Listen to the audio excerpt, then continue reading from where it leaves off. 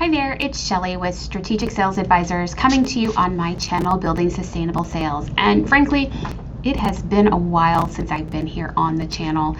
And for the followers that I have, I apologize for not having more content or new content for you lately. But I wanted to take some time today and talk about something that I'm finding come up with clients more and more lately, and that is strategy or strategic planning.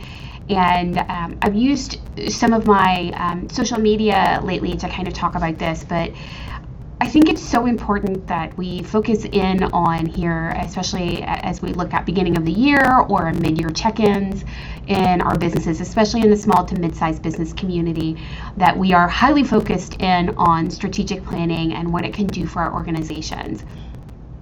86% of small business owners have said that they struggle with strategy. They struggle with things like understanding competition, putting together client profiles and buyer personas, and all the different areas and aspects of strategic planning. And frankly, also we see this when it comes to then taking that strategic plan and creating goals and then down into tactics, all the way down into the sales organization. And I think that this can be such a big challenge for so many business owners because they just haven't ever had the opportunity to do it. So it's either one thing, right? They haven't had that opportunity to actually do strategic planning, or if they're exceptionally good at this, maybe it's part of them. Maybe they're in professional services, because we do find a lot of businesses in the small to mid-sized community that sit into that space. Maybe it's that they're great at strategic planning, but they're only great at strategic planning for others. I was just having a conversation with a client the other day, and we were talking about this and about how the business owner that they work for is exceptionally good at strategic planning, really hyper-focused in on that, but hasn't put a strategic plan in place for their business. And that's having this client of mine struggle quite a bit in her sales leadership role and understanding goals and tactics and what they should be doing in order to get to the end result that they're trying to get to. And what I told her was, a lot of people that do actually excel at strategic planning don't necessarily excel at it for themselves or internally, because we tend to have some biases or some thoughts that can hold us back, frankly, from doing it for ourselves. There's a reason why it can be really beneficial to bring in an outside resource to help you do strategic planning for your business. And that is because you tend to have some of those outside thoughts, barriers to change that maybe you need in order to get really, really deep into strategic planning.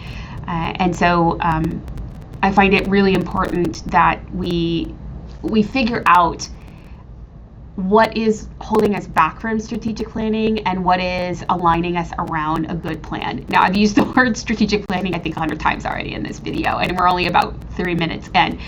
But I think it's really important that we understand what strategic planning is and what it can do for your business, right? So we talk a lot about goals, and of course everybody within an organization should have goals. An organization should have goals as well, and those are tied into a plan around growth or whatever you're trying to accomplish for a year, 3 years, 5 years down the road. When we look at building a comprehensive strategic plan, we want to look at something that is designed to kind of overall and enhance the sales process, right? So something tied to enhancing the planning, the execution, and the engagement within an organization, down through aligning around what is a big financial goal or what is it that we're trying to achieve on an annual basis, and then transitioning that down through each different layer of an organization. So if you're in a small organization, that could be just, if you're a solopreneur, that could be just you and what you're trying to accomplish for the year. It could be just your goals tied to that plan. But as your organization gets larger, the strategic plan gets more and more unique and focused, and it's something that we want to make sure that we are engaging something that is scalable, right? So again, I think most of us want some type of growth trajectory. We want to enhance not just our revenue, but how our companies and organizations grow in the small to mid-sized business community. So looking at something that will grow with your business from a scalable, that will be flexible, because as we have seen in life and in this world, that there are things that can come up that are out of your control. COVID, pandemics, we've seen it from 2008. We're seeing a little bit of it now as it relates to downturns in certain markets or downturns in certain market segments. So, something that can be flexible, that can be pivoted. I talk a lot about that, finding inflection points. But that is also when we are looking at building something around a strategic plan that is also long-term focused. I think if you've watched any of my other videos, I talk a little bit about sustainable growth versus rapid growth. And sustainable growth is planned and predicted growth. And that is what a strategic plan is there to do. It is to help you get into a predictable, repeatable, resilient structure that will survive upturns and downturns in markets, and that will evolve as your business evolves. I want people to think, when we're thinking about strategy, that it doesn't necessarily just have to be this big, giant plan that is bulky and that encompasses everything. Yes, there should be something like that. But this can also be creating strategic plans around different parts of our sales process or actions that we are taking. Here's a great example. Same client I was talking to, and they are getting ready to go to a trade show. And it is one of the ones that they participate in that they can potentially drive an inordinate amount of their annual business from. And I said, so what is your strategic plan around this conference? And she just kind of looked at me. And no fault of hers, but I think that even to this point, we can get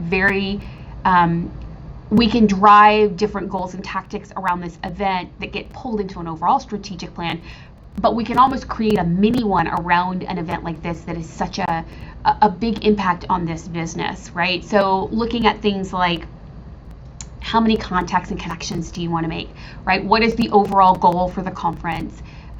Do we have a number of new clients that we want to potentially acquire coming out of this conference? What's the revenue drivers? And then backing into different tactics, right? How many pre-appointments do we need to set up?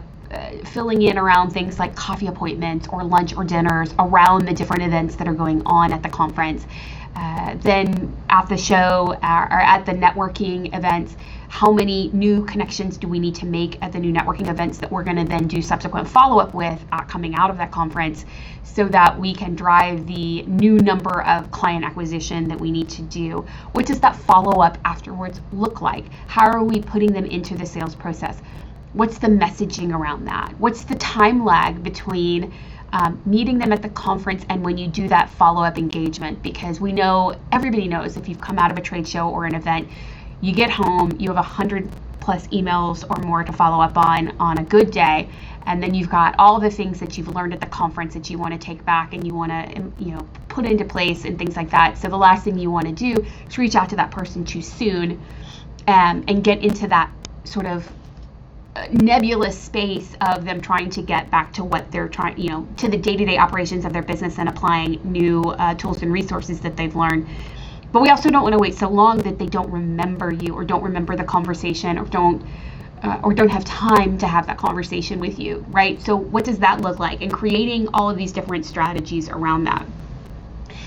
I bring this up because I'm going to have a couple of episodes here to talk about strategy, simply because I think that there is a great opportunity to put this type of a framework in place and to have or to think about having an external resource come in and help you do this, right? To help you as an owner and your sales leader, or if that's just you, set great strategy going forward, building out the capabilities of your teams, tying that around goals and playbooks and everything else that you need for your business to run strongly.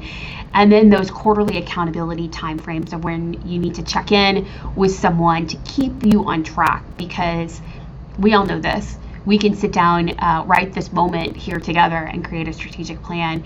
But it's the actual execution, it's the accountability to getting things done that's critical to the success. So this is a lot of words, and you guys know me, I tend to get on here and just talk to the camera a bit, but I wanted to just set this up and talk about a little bit about that sort of phase one of building out a framework, or having the resources to build out a framework around strategy, and what that looks like. In the upcoming episodes, I'm going to get a little bit deeper into the different areas around strategy or strategic planning and what's important. Talk a little bit about some of the tools and resources either that I can provide or that you can look to get around as it relates to things like sales blueprints and gap analysis and some of those spaces. So stick with me here. And if you found some value in today's video, give me follow me, subscribe to me to this channel so that you can continue to get connected to the additional videos, either previous content or future content. And give me a follow here, and I will have links down in this episode. If you'd like to take some of my sales assessments, or you'd like to get more information about me, you can do that as well. And with that, we're going to wrap up here today and say thanks for sticking with me through this video, and I will talk to you soon.